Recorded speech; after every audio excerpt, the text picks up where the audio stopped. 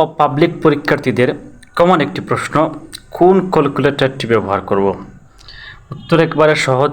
Board থেকে নির্দেশনা দেওয়া আছে যে আপনি প্রোগ্রামেবল ক্যালকুলেটরগুলো ইউজ করতে পারবেন না, আপনার নন প্রোগ্রামেবল ক্যালকুলেটরগুলো ব্যবহার করতে হবে।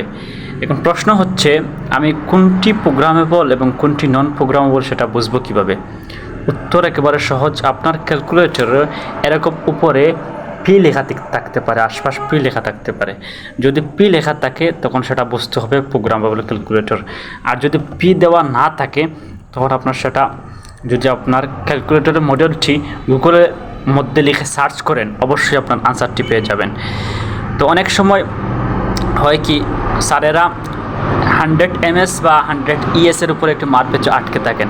তো আপনি যদি আপনার ক্যালকুলেটরটি আগেই, পরীক্ষা যাওয়ার আগেই আপনার ক্যালকুলেটরটি অবশ্যই সেটা প্রোগ্রামেবল নাকি নন প্রোগ্রামেবল সেই ইনফরমেশনটি নিয়ে যাবেন। যদি আপনার ক্যালকুলেটরটি প্রোগ্রামেবল হয় এবং স্যাররা 100 ms বা 100 ES এর উপরে মার পেঁচে আটকে থাকেন, তাহলে আপনি স্যারকে পোলাইটলি বলবেন, স্যার আমার ক্যালকুলেটরটি নন প্রোগ্রামেবল। বিকজ বোর্ড থেকে লাস্ট 3-4 বছর, 2-3 বছর এরকম নির্দেশনা দেওয়া আছে যে আপনার ক্যালকুলেটরটি নন প্রোগ্রামেবল হলে আপনি ব্যবহার করতে পারবেন।